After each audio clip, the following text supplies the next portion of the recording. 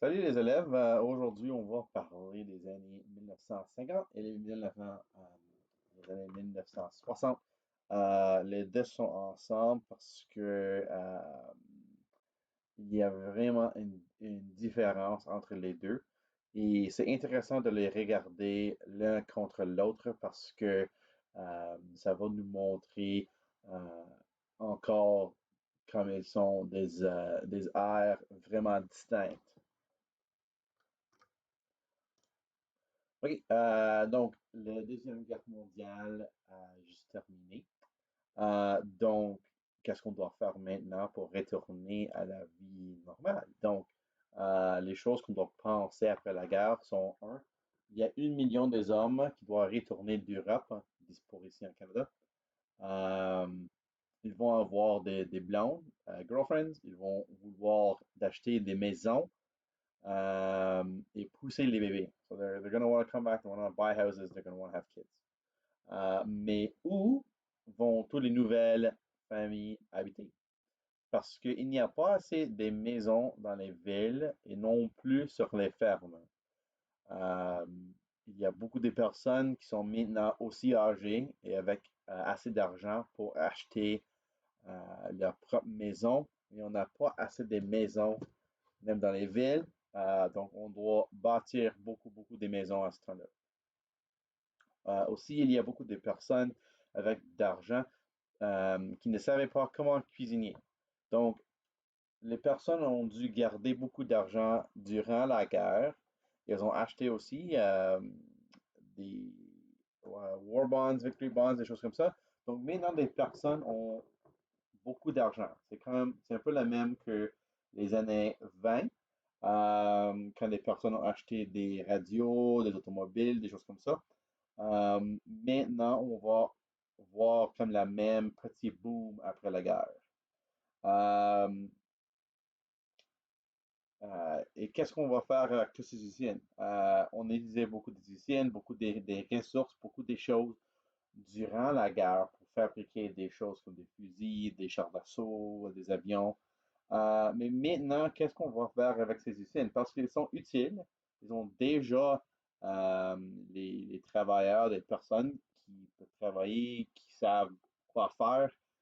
Euh, mais on n'a pas un but, on n'a pas une raison pour les laisser ouverts. Donc, on doit chercher une autre raison pour utiliser des usines. La première chose, c'est le baby boom. C'est ça, le terme boomers. C'est des personnes qui sont nées dans les années 50.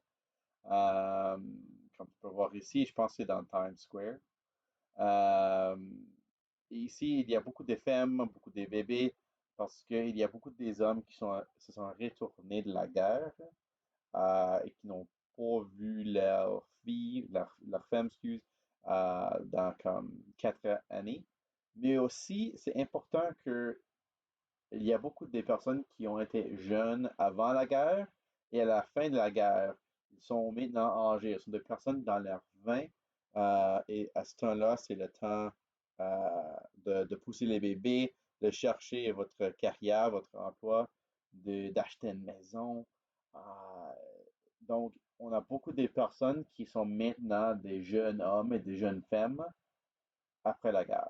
Et maintenant, c'est comme ils ont gaspillé, ils ont perdu les derniers 6 années.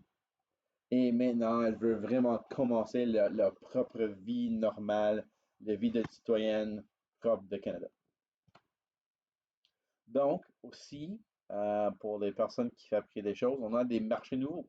Euh, Dans les années 50, c'est la première fois qu'on a vu le mot teenager. C'est créé par des personnes qui font des annonces, people who make advertisements. Parce que maintenant, il y a des personnes qui habitent dans les villes, qui n'ont pas des chores sur une ferme. Donc, ils ont du temps libre. Et c'est maintenant que c'est le début des familles normales, les familles typiques des Canadiens, qui vont avoir d'argent pour dépenser. Donc, c'est vraiment la naissance des teenagers et c'est la première fois qu'ils ont eu vraiment du temps libre.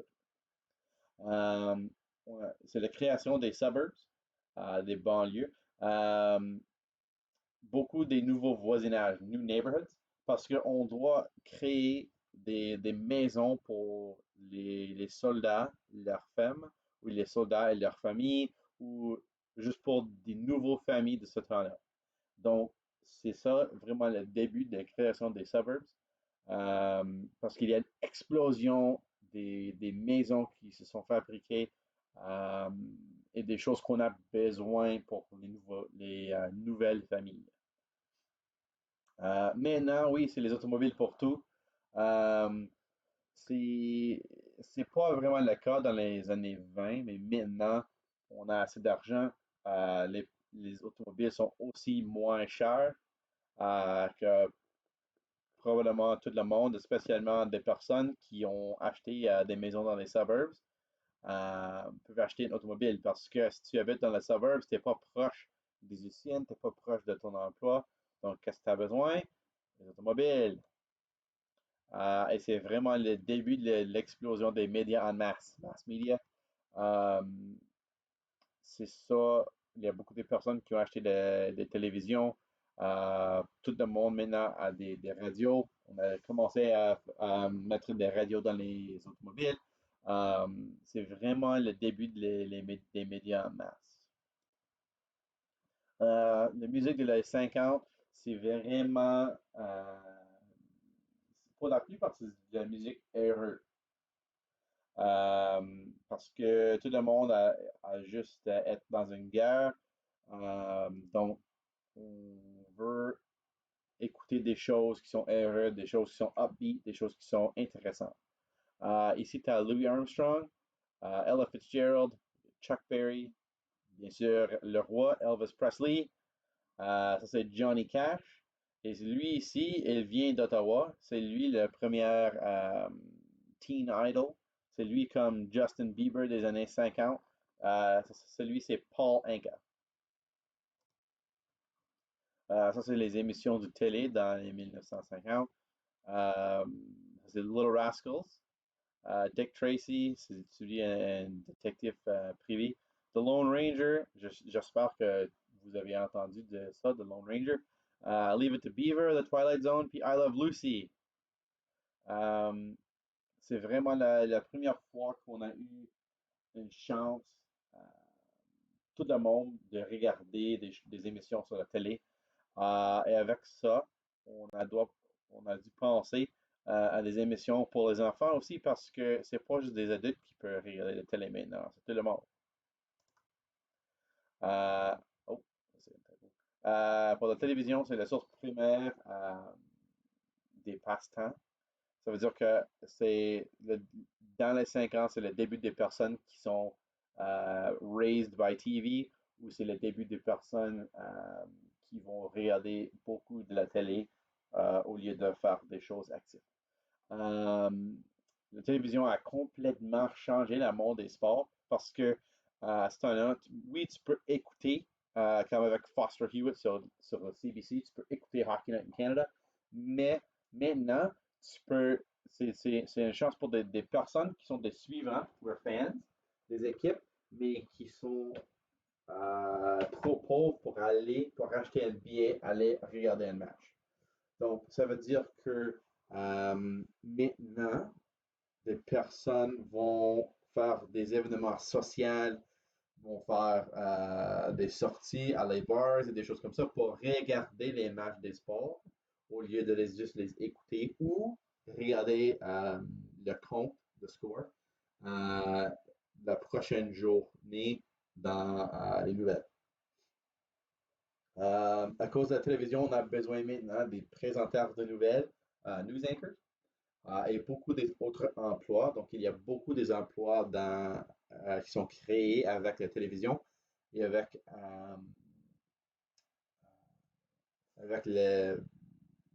quand tout le monde peut acheter, la majorité des personnes peuvent acheter une télévision et les regarder. C'est vraiment des nouvelles marchés.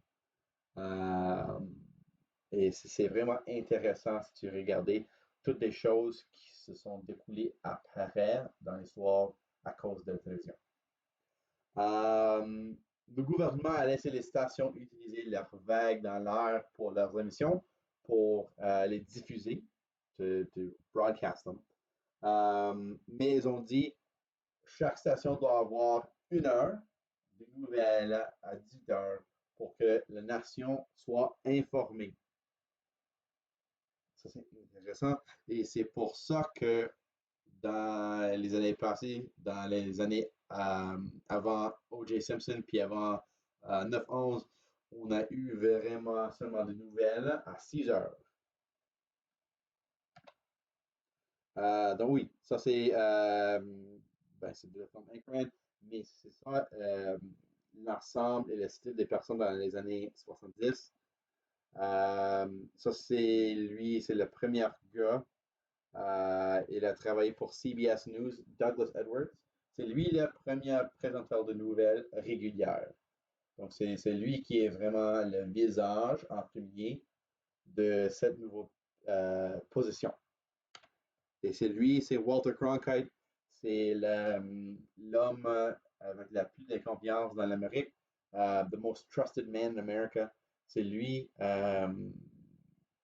qui a été vraiment le visage des nouvelles de l'année 68 jusqu'à, je pense, une des ans dans les 80. Euh, donc, c'est lui, quand tu penses des nouvelles, quand tu penses des présentateurs de nouvelles, c'est vraiment Walter Cronkite qui est comme la légende de ça. On a regardé aussi la création de McDonald's en 48. C'est par Mac et Richard McDonald. C'est Maurice Mac.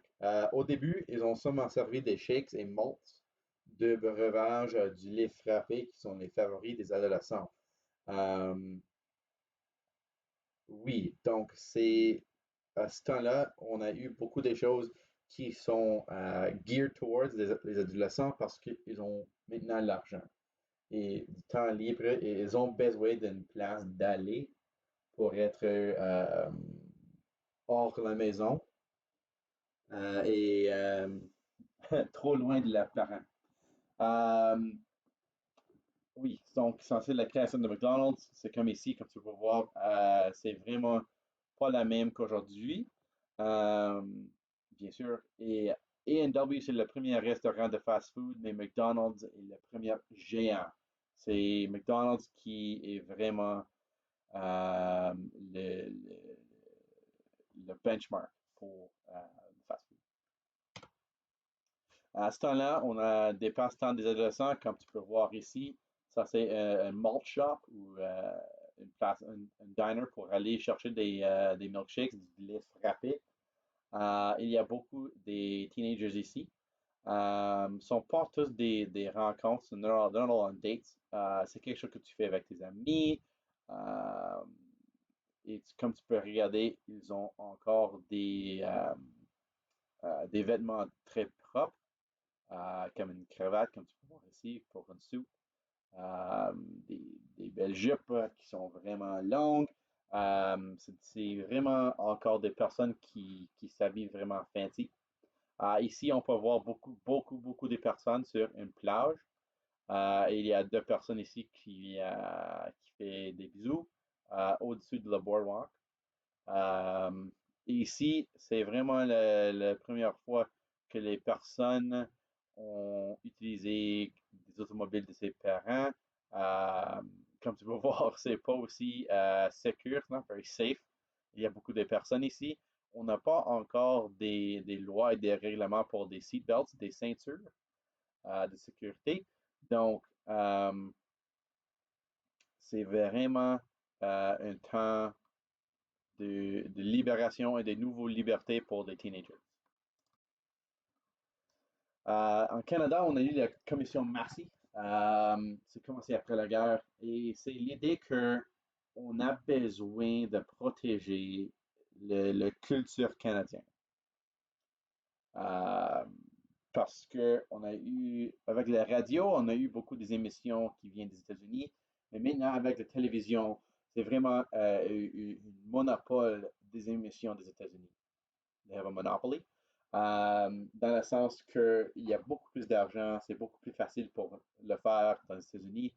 Euh, donc, on a dit qu'on a besoin de l'argent de le gouvernement et de le donner à les artistes parce que on a besoin de créer des choses qui sont canadiennes.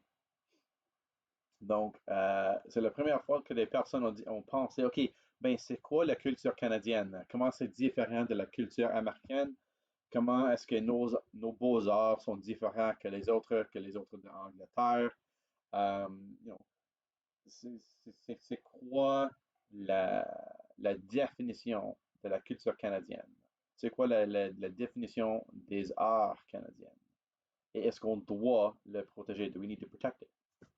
Euh, Avec ça et avec cette commission, on a créé la Bibliothèque nationale du Canada, la Galerie nationale ici en Ottawa, le NFB, le National Film Board, le Conseil canadien, euh, qui dit que 35% du contenu des stations de radio doivent être canadiens. Et c'est une règle depuis 1971. Et euh, quand tu écoutes le radio, même aujourd'hui, dans une heure, on a besoin que 35% de le contenu soit fait par les Canadiens. Donc, c'est pour ça qu'il y a des chansons, peut-être que vous avez entendu beaucoup, beaucoup des fois sur la radio. Et probablement, c'est à cause qu'ils sont des chansons canadiennes. Ici, on a commencé de bâtir le Avro Arrow. C'est l'intercepteur jet euh, le plus rapide et perfectionné de l'époque. C'est fait au Canada. Mais c'était cancellé ou annulé par le gouvernement. Le problème, c'est qu'il coûte trop cher pour fabriquer un Avro Arrow. Et ils ont dit, OK, non, c'est trop cher, on peut pas, comme le gouvernement, on peut pas dépenser l'argent comme ça. Euh, et c'est beaucoup moins cher de juste acheter des intercepteurs américains. Et c'est ça une petite crise, tu peux dire, pour les nationalistes, parce que pour les nationalistes autour du Canada, ça veut dire que c'est mieux d'acheter des choses américaines au lieu de les faire nous-mêmes. Et aussi, c'est c'est un peu triste, c'est un peu même comme BlackBerry, tu peux dire. Avec Research in Motion, c'est la compagnie de BlackBerry. C'est un produit qui s'est fait mieux que les autres, mais c'est un peu cher, c'est un peu bizarre, et c'est ça le problème. Et pour ça, les personnes ont changé. Et c'est une chose canadienne qui est devenue annulée.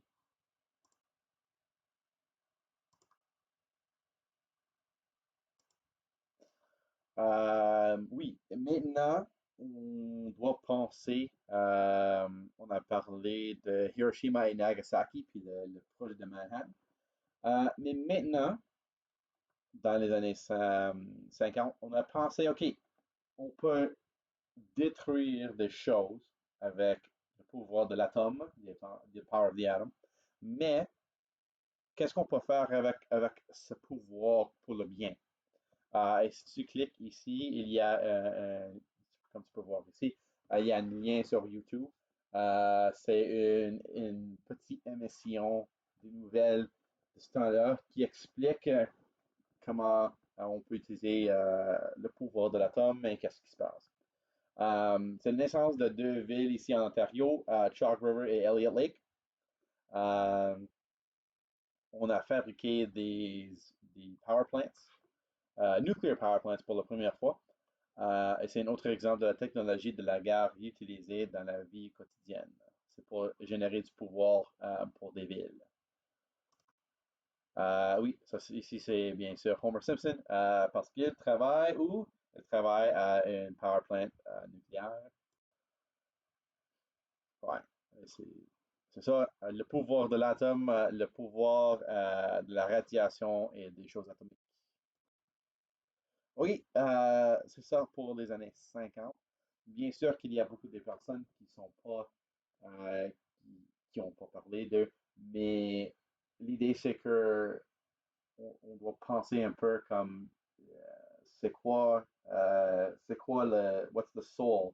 C'est quoi le, c'est quoi le message des années 50? Donc, on a parlé des choses qui sont euh, vraiment dans le thème des années 50 et maintenant, on va regarder des choses qui sont dans le thème des années 60 et comment elles sont vraiment différentes parce qu'elles sont une réaction contre les années 50. Comme tu peux voir ici, quand on a vu des personnes, il n'y a pas beaucoup de couleurs, pas beaucoup des choses qui sont peaceful, easy feeling. Mais maintenant, avec les années 60, ce serait une art différente. OK, donc pour les 50, il y a des règles rigides pour les jeunes et pour les sexes. Des hommes font ça, des femmes font ça. Les hommes cherchent des emplois, les femmes font les cuisiniers, et nettoyer la maison, des choses comme ça. Bien sûr, il y a des personnes qui ne sont pas comme ça, mais pour la plupart, c'est ça. Sur la télé, les hommes et les femmes qui sont dans le même lit doivent avoir leurs jambes sur le plancher pour que les téléspectateurs peuvent être assurés que les deux ne font pas quelque chose de sale. Euh, Ça, c'est une vraie règle des émissions.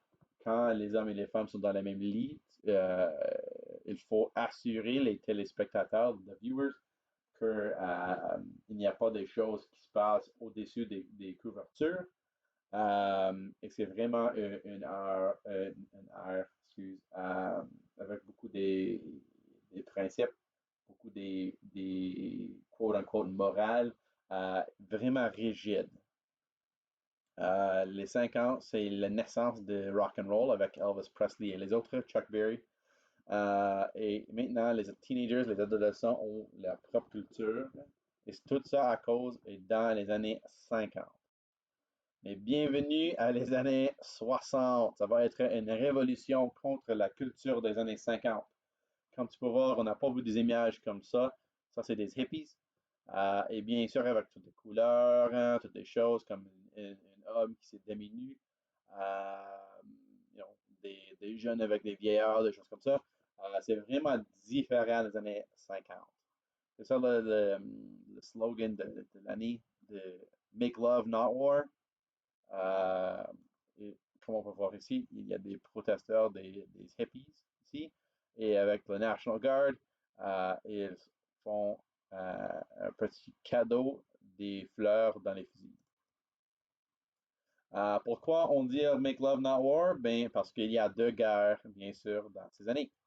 La guerre de Corée, c'est entre la Corée du Nord et Corée du Nord et Corée du Sud. Ça va durer 3 ans. Elle a divisé le pays en leurs frontières d'aujourd'hui. Et les Nations Unies ont envoyé les soldats pour être des casques bleus. On a aussi, bien sûr, pour les Américains, la guerre de Vietnam. Les Canadiens ne sont pas là comme une force militaire. On est là dans la Corée, mais pas en Vietnam. Euh, pour les Américains, oui, elle a duré beaucoup des années, comme tu peux voir ici. Le Canada a joué le rôle de gardien de la paix et distribué de l'aide humanitaire. Ceci n'est pas un grand effort pour nous parce que, selon nous, c'est pas, euh, c'est pas une guerre pour nous. C'est une guerre entre euh, le Parti communiste de la Vietnam, qui vient avec l'aide de la Chine, et le Parti démocratique de la Vietnam, et les deux se battent ensemble. Euh, il y a beaucoup de problèmes chez les États-Unis, dans les États-Unis, à cause de cette guerre. Comme tu vois, il y a des personnes qui font des démonstrations, Burn Draft Cards Not Children. Il y a beaucoup de problèmes avec la race ici, et je m'excuse qu'il y a un mot offensif ici, mais je veux juste dire que c'est ça, c'est vraiment un statement fort ici, que si cet homme ici Il a eu beaucoup de problèmes avec le race dans les États-Unis. Donc, pourquoi, si il va faire une guerre, pourquoi il va faire une guerre en Asie, en Vietnam, mais si les personnes qui viennent de Vietnam n'ont rien fait? Donc, il dit que il n'a rien contre les personnes qui viennent de Vietnam, mais il a beaucoup contre le pays qu'il habite. Ça, c'est JFK, John F. Kennedy. Euh, il a fait des promesses dans des années 61, je pense, euh, de quitter la guerre. C'est lui le président des États-Unis à ce temps-là. Mais le 22 novembre euh, en 1963, il a été assassiné en Texas.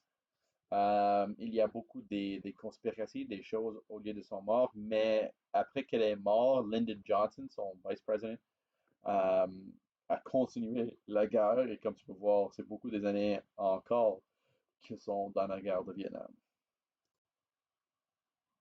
Mais il y a beaucoup de personnes dans le pays qui ont dit non à la guerre. C'est ça des flower children, flower child, c'est des hippies, c'est des peaceniks. Il y a beaucoup de mots pour ça. Oui, il y a beaucoup des choses qui sont bizarres. Il ne prend pas de douche. Il n'utilise plus le déodorant ou des choses comme ça.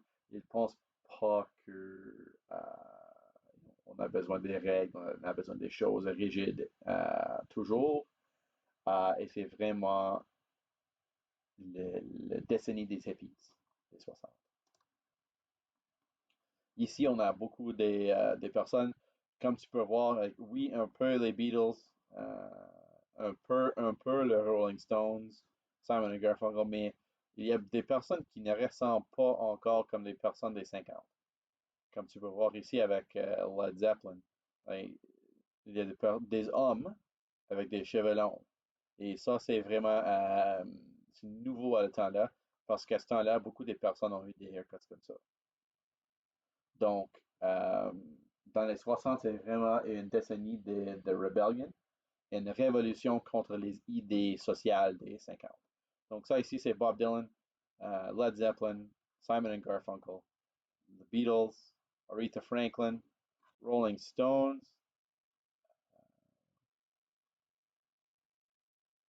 Ça, c'est Queen. Oui, c'est Freddie Mercury ici, c'est Queen.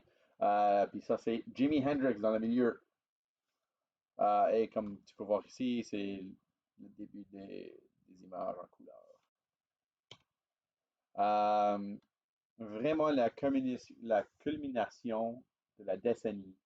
C'est un petit festival musical, comme tu vas voir, petit. Et c'est Woodstock. L'idée, c'est seulement, au début, c'est deux gars qui ont fait louer ou rented un champ qu'une fermier n'utilise plus. So, a farmer's field that he's not using anymore.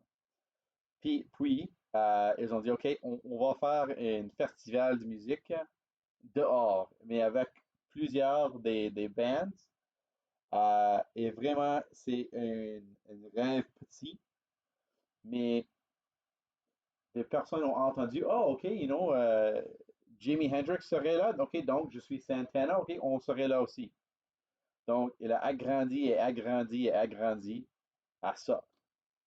Donc, c'est fou. Le nombre de personnes qui sont là, c'est absolument fou. C'est la première fois qu'on a vu quelque chose comme ça. Et c'est pas réglé, c'est pas organisé, c'est juste des personnes qui se sont venues pour écouter la musique. Euh, j'ai eu une ancienne amie de ma famille qui a été là. Elle a encore son billet parce que après quelques heures, ils ont arrêté de prendre les billets des personnes parce like, il y a trop de personnes. C'est déjà rempli. C'est déjà du chaos. It's already chaos. Ils ont dit, OK, fine. Like, des personnes sont ici. The people are here. People are here. Donc, c'est vraiment un phénomène culturel parce que c'est un regroupement de personnes qui juste veulent être là pour écouter la musique pour faire des choses, euh, pour faire des drogues, pour faire des choses des hippies. Ils vont euh, se dormir dans les camions, dans les automobiles, dans les petites tentes, dans les bois, n'importe où. C'est pas, bien sûr, c'est pas sanitaire, mais c'est vrai, c'est comme le festival de tous les épis. C'est vraiment le- la culmination d'une décennie. They call it the summer of love, but it really is just like everything in the decade coming together to kind of have one last huge party, one last big go. On a encore des musiciens canadiens qui viennent ce temps-là. The Stampeders avec leur chanson Sweet City Woman. Andy Kim qui a écrit la chanson Sugar Sugar. Leonard Cohen ici, Bird on a Wire. Robert Charlebois, Lindbergh. Chilliwack, Fly at Night. The Guess Who, These Eyes. Steppenwolf, Born to be Wild. Neil Young, After the Gold Rush. Donc c'est ça, quelques-uns des musiciens canadiens les plus populaires avec des mega hits. Ça, c'est Neil Young. Expo 67, ça c'est vraiment l'événement le plus important selon beaucoup des personnes qui se sont vécues dans les années 60. Oh, je m'excuse, c'est en anglais. C'est vraiment parce que c'est l'année de notre centennial. Ça veut dire que c'est une célébration que le Canada a été un pays pour 100 ans. Donc, on a fait une exposition mondiale à ce temps-là. Et c'est la première fois qu'on a eu la foire de la monde, The World Fair, dans l'Amérique du Nord. À ce temps-là, c'était comme une chose très européenne, euh, parce que le monde, à ce temps-là, des personnes riches sont comme Eurocentric. Mais c'est la première fois qu'on a eu dans l'Amérique du Nord. Euh, et l'idée, c'est que tu dois faire la foire avec tout- toutes les activités que l'homme d'aujourd'hui fait. Tous les accomplissements technologiques, toutes des choses sociales, euh, des philosophies, des choses comme ça. Toutes des choses qu'on fait comme l'homme d'aujourd'hui. Euh, il y a plus de 50 millions de personnes qui se sont venues pour le regarder. Euh, il y a 5 millions des artistes et des œuvriers d'autour le monde qui ont travaillé sur ça. Euh, et quand tu vois comme le numéro ici, 480 millions, tu dois encore te souvenir que c'est ça dans l'année 67. Donc, c'est beaucoup, beaucoup, beaucoup d'argent. C'est un succès énorme, ça. C'est ça, Expo 67. Il y a comme un petit, ça veut dire comme des condo buildings de l'avenir. Euh, ils les appellent des pavillons, pavilions. Et comme tu peux voir, il y a beaucoup de styles différents. C'est parce que c'est fait par des architectes qui pensent à l'avenir, trying to think of the future. Ici, tu vas voir le biodôme, mais il y a encore plus des pavillons ici. C'est ça, tous les drapeaux des pays qui sont venus, qui se sont représentés dans Expo 67. Euh, Si tu demandes à tes grands-parents, peut-être, ils vont te dire que Expo 67, c'est comme un des moments en Canada le plus important dans notre histoire. C'est ça que le Canada a montré à le monde que nous sommes une voix globale, une voix internationale. Nous sommes notre propre pays, nous sommes capables, nous sommes industriels et nous pouvons penser à l'avenir. C'est quelques émissions de là sur la télé. Gilligan's Island, Get Smart, Hogan's Heroes. La première fois qu'on a vu Star Trek sur la télévision. Il n'a pas duré longtemps parce que c'est vraiment avancé pour le temps. Euh, et à ce temps-là, comme le science fiction, c'est pas aussi cool qu'aujourd'hui. Donc, c'est pas aussi mainstream, mais Star Trek, ce temps-là, a fait des choses qui sont vraiment avancées. Et il y a beaucoup des autres émissions qui l'ont copié, qui ont fait la même qu'ils ont fait. Un fait intéressant, c'est sur Star Trek qu'on a eu la première bise sur la télévision entre deux personnes qui sont pas de la même race. C'est de Captain Kirk puis Lieutenant Uhura, parce qu'elle est une femme noire et lui, c'est un homme blanc. Et les deux ont fait un bise avec ça. Il y a quelques émissions ici qui sont en français aussi. Euh, Parce que à cause de comme le Massey Commission comme on a vu, le gouvernement canadien puis les provinces ont dépensé de l'argent pour créer des choses qui sont canadiens et avec ça, c'est des choses en français aussi. Pour les coopérations et les conflits dans les années 60, on a parlé beaucoup des hippies et des choses comme ça. Chercher juste pour comprendre ce qu'il est, des panthères noires, des féministes, des hippies. En Québec, on a eu des séparatistes et les fédéralistes. On va parler de Québec dans notre prochaine vidéo. Donc, c'est pour ça qu'il n'y a pas beaucoup de choses sur la francophonie ici. Tu peux regarder les circonstances des Noirs, des Irlandais, des Polonais en Canada. Et encore, comme toujours, les problèmes avec les catholiques et les protestants. Euh, une autre question que tu dois te poser, tu dois chercher qu'est-ce qui s'est passé en Afriqueville. Euh, c'est intéressant l'histoire de ça parce que c'est plus facile comme un Canadien de regarder, OK, oui, il y a des problèmes avec euh, le couleur de ton peau dans les États-Unis. C'est dans les 60 qu'on a eu des choses avec Martin Luther King euh, et des issues comme ça. Donc, c'est facile d'oublier qu'il y a des problèmes en Canada aussi. Il y a beaucoup de personnes qui ne se souviennent pas ou qui ne connaissent pas le nom d'Afriqueville. Donc, selon moi, c'est un événement important qu'on doit regarder pour nous souvenir qu'il y a des issues en Canada toujours avec des choses comme ça.